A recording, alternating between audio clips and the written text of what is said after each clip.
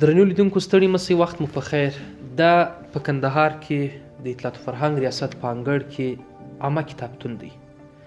دې کتابتون ته د ورځې لسګونه ځوانان راځي او دلته د خپلې ازادې مطالعې یا په ځانګړې توګه د خپلو معلوماتو د زیاتوالي لپاره کتابونه لولي، مطالعه کوي او د هغه ترڅنګ د پوهنتون او نورو اکاډمیکو مرکزونو محصلین راځي او د خپل تحقیق دپاره د دې کتابتون له بېلابېلو کتابونو څخه د ماخذونو په توګه استفاده کوي.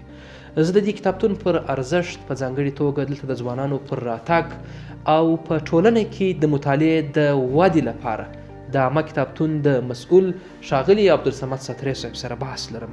مدیر صاحب، مننه چې د مرکې وخت مو راکوي. که په پیل کې ستاسې د کتابتون په اړه لنډ معلومات راکوي چې څه وخت تاسیس او تر اوسه پورې څو جلده کتابونه دلته عملاً شتون لري؟ بسم الله الرحمن الرحیم. زموږ عامه کتابتون خاص داسې بشپړه تاریخ نه دی معلوم، خو ځینې روایات شته. څوک وایي چې مثلا په 1190 کې دي، څوک په 1112 کې دي، څوک په 1145 کې.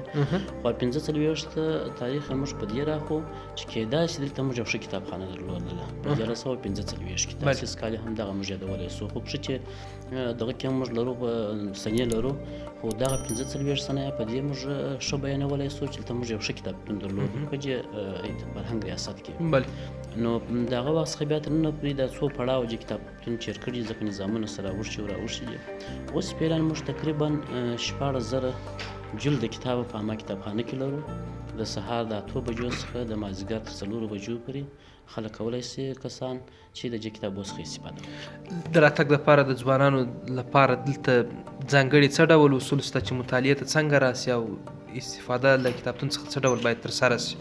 دلته هر څوک ازادانه کولی شي، که محصل دی، که عام کس دی، که شاګرد دی، هر څوک چې دی هغه کولی شي دلې راځي.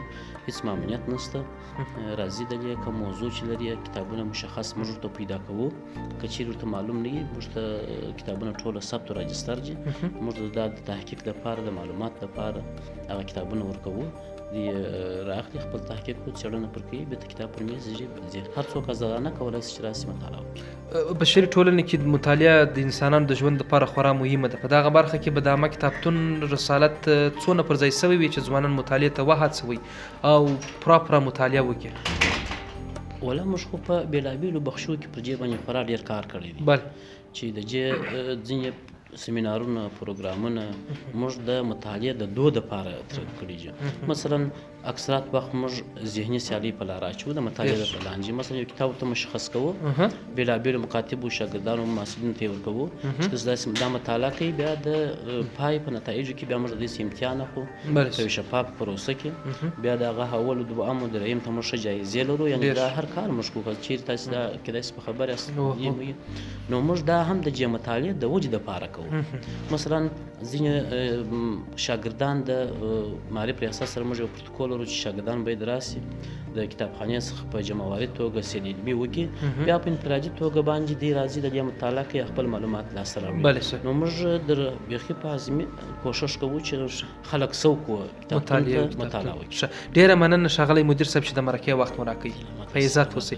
لیدونکو ستاسې څخه هم ډېره زیاته مننه. په کندهار کې ټول کندهار میشتې ځوانان کولی سي چې دغه عامه کتابتون ته راسي او د خپلو معلوماتو د زیاتوالي لپاره د دې کتابتون له ټولو ګټمنو او ارزښتمنو کتابونو څخه مؤثره استفاده وکړي. تر بیا ما عبدالقادر تکین او تخنیکي همکارانو ته اجازه راکړئ. پر الله مو سپارم.